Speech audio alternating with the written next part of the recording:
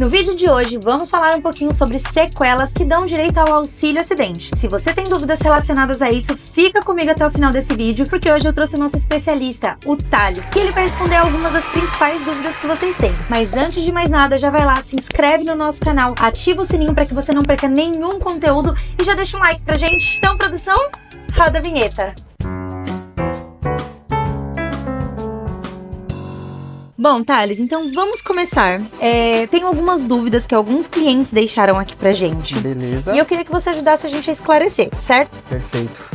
Bom, primeira, eu sofri um acidente de carro e quebrei o braço. Tive que colocar placa e sinto dores sempre. Dor é um negócio complicado, né? Já vamos falar sobre isso. Eu ainda consigo trabalhar, mas sofro muito com essas dores. Ainda assim, posso pedir o auxílio acidente? Sim, totalmente. Porque pelo fato de você já ter uma síntese metálica introduzida no seu corpo, já pode ser usado como uma jurisprudência ali para dar sequência no processo. A dor, ela não é algo que a gente vai usar como uma sequela ali para introduzir dentro do processo ou do laudo, porque a dor, ela não é tão palpável pra gente usar como sequela, mas dá para utilizar também, dependendo do grau. Se ele tem uma dor muito elevada, ele vai ter uma diferença de perimetria ali, que é na espessura do músculo em si, vai ter uma diferença, vai ter uma perda de função por conta da dor também, então dá para ser usado também, mas não especificamente pela dor, porque a dor, ela vem acompanhada de outros tipos de limitações. Entendi. A gente teve até uma entrevista com a Patrícia, que inclusive trabalha junto com você, né?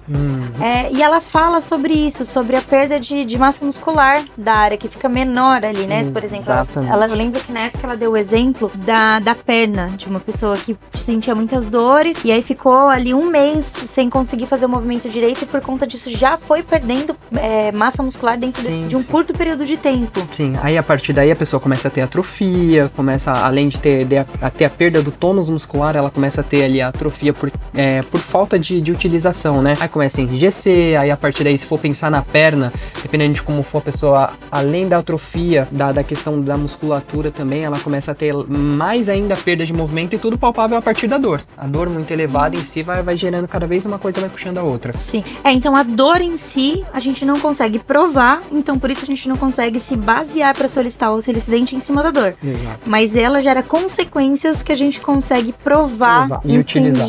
Exato. Bom, Thales, então a gente entendeu essa parte da dor. Mas aí você tinha falado sobre a placa, né? Que é uma síntese metálica, não é isso? Isso. Essa placa, ela para qualquer área do corpo, ela pode ser utilizada aí pra gente se basear para solicitar o auxílio acidente? Sim. E por que isso é considerado para auxílio acidente? Sim, a gente pode usar porque eles podem usar a jurisprudência de que, não que seja usado dessa forma, mas dizendo a grosso modo, o advogado pode usar a jurisprudência dizendo que, nossa, foi tão grave que ele fez a introdução de uma síntese metálica no corpo. A partir dali, porque nós temos casos onde a pessoa tem uma síntese metálica e ela não demonstra sequela, mas mesmo assim, por conta da síntese, a gente ainda pode dar continuidade, entendeu? Mas tem a questão da síntese que é usado, mas nessa questão da jurisprudência, mas tem pessoas que têm a síntese e não tem sequela, e tem pessoas que têm a síntese e tem algum tipo de limitação ali, algum tipo de sequela por conta da síntese. Sim, a maioria das pessoas que tem a placa reclama bastante de dor, de dificuldade de movimento. Sim, né? Exatamente. Dependendo da área do corpo, ela vai ter alguma restrição de mobilidade, alguma limitação de movimento por conta daquilo, alguma restrição, dependendo do local, alguma restrição na articulação, alguma trava articular ali, justamente pela introdução da síntese. E aí tudo isso o próprio advogado consegue entender aquilo, né? Vai ter um laudo explicando tudo isso, e aí o próprio advogado olha isso e leva isso pra perícia médica do INSS. Exatamente. Bom, Thales, isso já puxa até pra uma próxima dúvida, tá? Se eu não tiver me afastado pelo INSS, mesmo assim, posso solicitar auxílio acidente? Essa dúvida é bem comum, tá? Porque assim, a maioria a gente sabe que se afasta pelo INSS, fica um tempo afastado do trabalho recebendo o auxílio doença. E aí ela já puxa essa documentação, a carta de concessão desse benefício até, pra solicitar auxílio acidente. E se ela não tivesse afastado? Ela também pode? Certo. Se ela não tivesse afastado, o que a gente vai usar como meio pra montagem do processo dela, pra nossa avaliação funcional ali, é a questão da documentação médica. Se a pessoa não ficou afastada pelo INSS, a gente vai precisar que ela apresente uma documentação médica completa, robusta. Se ela tiver ficado internada, feito alguma cirurgia, por exemplo, um prontuário, uma ficha de internação, um sumário de alta, toda uma documentação bem completa para que a gente consiga utilizar ali para conseguir dar continuidade no processo dela. Vai ter que ser comprovada a qualidade de segurado, certo? Da pessoa como ela não se afastou pelo INSS na época, se ela não estava trabalhando, por exemplo, mas ela trabalhou num período de até 36 meses antes, a gente consegue utilizar isso também para que ela consiga solicitar o benefício para poder receber. Isso é bom porque aí você tá falando justamente do período de graça, né? Exatamente. Aquele tempo. Para quem não assistiu ainda a produção, vocês já sabem. Aqui em algum lugar da tela, onde eu nunca sei, você coloca pra mim, produção, por favor, o videozinho falando sobre o período de graça. Porque assim, a gente sabe que vai até 36 meses, mas tem algumas regras que cabem pra 12, 24 e 36 meses. É importante conhecer os próprios direitos, né? Porque numa dessas a pessoa consegue se enquadrar e nem sabe, né? Exatamente. Na verdade, a partir do momento que a pessoa entrar em contato conosco, já vai ser verificado tudo isso, tudo bonitinho, se a pessoa preenche esses pré-requisitos do período de graça. Mas também é sempre bom para conhecimento próprio, saber se você se enquadra ou não dentro do padrão ali para receber o benefício. Sim. E aproveitando deixa eu já aproveitar essa dúvida que é minha. O que seria exatamente uma documentação robusta? O que garante que essa documentação é robusta, que vai conseguir te ajudar a solicitar o auxílio acidente? Vamos lá. A documentação do INSS, caso a pessoa tenha ficado afastada, vamos lá, carta de concessão, extrato CNIS, laudo médico pericial, a carteira de trabalho, uma documentação robusta olhando pelo lado médico, vamos lá, um sumário de alta, um prontuário completo, uma ficha de internação, laudos médicos dependendo do tipo de lesão ou agravante que a pessoa teve, porque muitas vezes a gente tem a comprovação do acidente e não tem a comprovação, se você for pensar, da sequela, da limitação que a pessoa detém hoje. Então, dependendo do caso, a gente vai precisar não só da comprovação do acidente, mas da comprovação da limitação que a pessoa detém hoje em dia.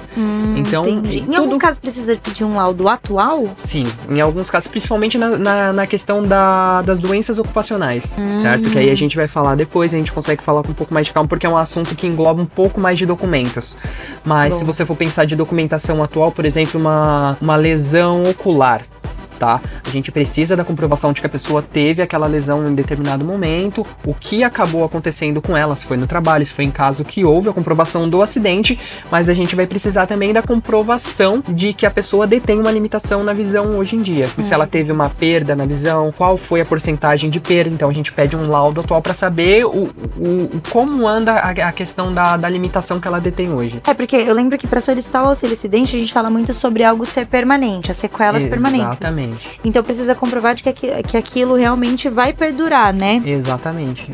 Porque não adianta a gente ter a comprovação da época e a gente não sabe como a pessoa tá hoje. Porque, como eu falei, existem casos que na época foi muito sério, a pessoa acabou se machucando na época, às vezes realizou alguma cirurgia e hoje em dia ela não tem uma limitação. Mas ela se recuperou 100%. Mas ela se recuperou 100%. Às vezes com uma limitação mínima, ou às vezes com uma limitação um pouco mais grave. Então, para que a gente consiga ter a comprovação de tudo isso, a documentação médica acho que é o carro-chefe ali pra gente conseguir iniciar a montagem do processo para a pessoa solicitar.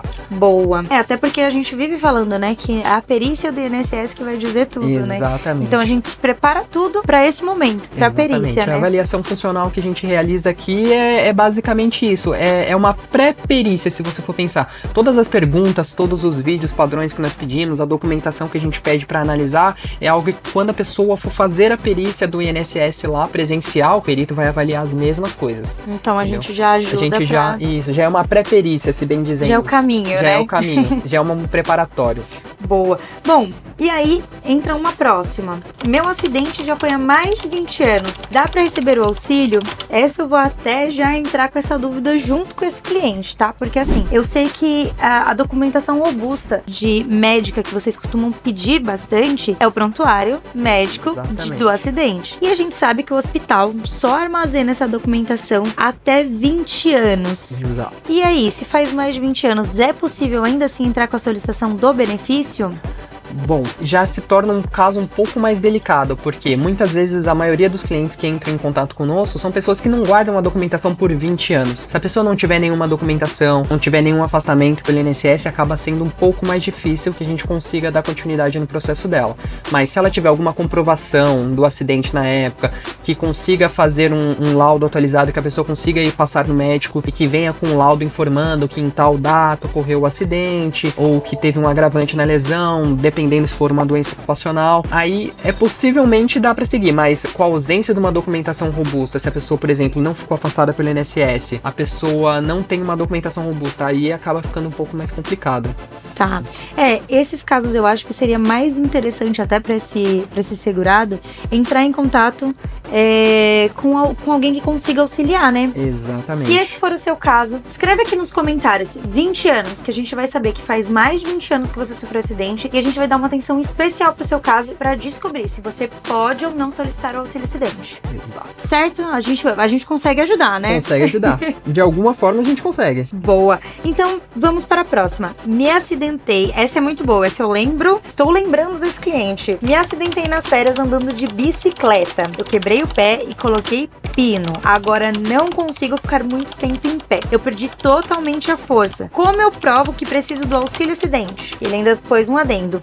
Eu era auxiliar de produção, agora sou MEI. Ele, inclusive, mudou a tarefa que ele fazia, né? Certo. A forma que você vai comprovar que você pode receber o auxílio é através da documentação médica da época. Você vai solicitar o prontuário, sumário de alta, tudo bonitinho. Se você detém já alguma documentação em casa, se puder enviar pra gente, já fica muito mais fácil pra gente dar continuidade. Já agiliza, né? Acelera. Já agiliza o tempo do seu processo, já agiliza a montagem da pasta de processo. A gente já consegue ter uma avaliação melhor em questão ali sobre a limitação, se você tem alguma sequela ou não, tem alguma síntese, como na pergunta, pelo que eu vi, ele tem pino, né? Ele tem pino. Já é uma síntese metálica que aí, se já vier na documentação de escrito, já ajuda também a gente a poder ter uma avaliação um pouco mais criteriosa em cima do seu caso. E além da documentação médica, se ficou afastado pelo INSS também, mandar todos os documentos bonitinho e a partir daí a pessoa já consegue solicitar. Sim. Ele falou que era auxiliar de produção. É legal que a gente pode falar aqui até sobre o nexo causal, né? Que é uma palavra que ainda gera muitas dúvidas, né?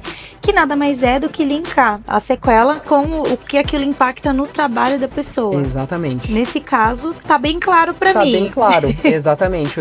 O nexo causa que nós dizemos em si é criar uma história. Ele sofreu um acidente de bicicleta, tava nas férias, mas ele teve que mudar de função. Por quê? Porque ele era auxiliar de produção, não consegue mais ficar em pé, faz esforço excessivo, tem que ficar andando pra lá e pra cá alimentando esteira, se você era alimentador de esteira. E a partir daí a gente já consegue usar mais esse artifício pra englobar no seu processo, pra que seja mais prático pra você poder solicitar o benefício em si. Pô, isso é muito legal, porque assim, tem vários casos que às vezes a pessoa não entende esse nexo, exatamente, né? Mas é muito importante que tenha essa noção de que o impacto no trabalho, mesmo que mínimo, ele vai influenciar, né? A pessoa não vai fazer a função da mesma forma que antes. Nesse caso, ele até mudou de função, mas tem casos que a pessoa trabalha sofrendo, né? Exatamente, a pessoa trabalha sofrendo. Muitas vezes, às vezes a pessoa, que nem um exemplo, ela é vendedora, mas ela era vendedora numa loja de sapatos, certo? Aí ela sofreu um acidente, quebrou o pé, colocou um pino, não consegue mais ficar andando tanto. Ela virou vendedor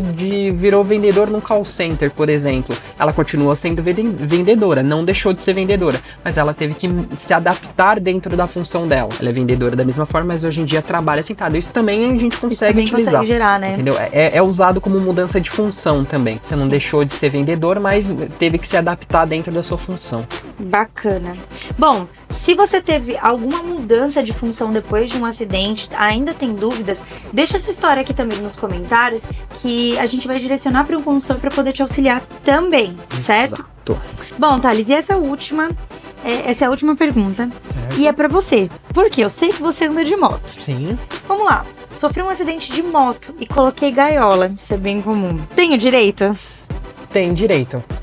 A partir do momento que a gente consiga comprovar que você sofreu um acidente com a documentação médica, assim como eu vim falando nas outras perguntas, a pessoa tem direito. A gaiola em si, ela não é uma síntese metálica, ela é um tratamento, certo? Ela é usada às vezes para fixação, dependendo, é uma fixação temporária até que a pessoa faça ali realmente a cirurgia. Às vezes ela tem um encurtamento, é utilizada para alongar o osso, mas a pessoa tem direito sim, porque ela não vai ter direito necessariamente só por conta da síntese metálica. Às vezes ela não fez nenhuma introdução de síntese, mas ela tem uma limitação, certo? Tanto que não é em caso só de fratura que a pessoa tem direito a receber, seja luxação, seja torção, seja entorse, seja um transtorno interno do joelho, a pessoa vai ter direito sim. Contanto que aquilo tenha algum impacto, mesmo que mínimo ali no trabalho dela. Exatamente, que a pessoa, que a gente consiga fazer, como a gente falou agora há pouco, o nexo causal. Criou a historinha ali bonitinha, a gente consegue dar uma tratativa ali pra pessoa receber o benefício. Obrigada, Thales, mais uma vez por ter vindo.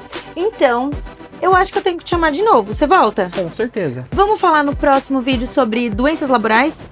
Com certeza, pode ser. Fechado, então. Se você tem alguma dúvida relacionada a doenças no trabalho, se você adquiriu alguma doença no trabalho por conta de esforço repetitivo, excesso de força, qualquer coisa, já deixa pra gente aqui nos comentários. E faz o seguinte, já vai lá, se inscreve no nosso canal e ativa o sininho, porque assim você fica acompanhando todos os conteúdos que a gente posta 3 vezes por semana, tá? Inclusive, segunda-feira tem vídeo novo e na quarta, vídeo novo de novo, tá, galera? Já dá esse like, um like aqui pra gente, pro Thales saber que vocês gostaram desse conteúdo. E te vejo no quando? Segunda-feira. Segunda-feira. Até mais!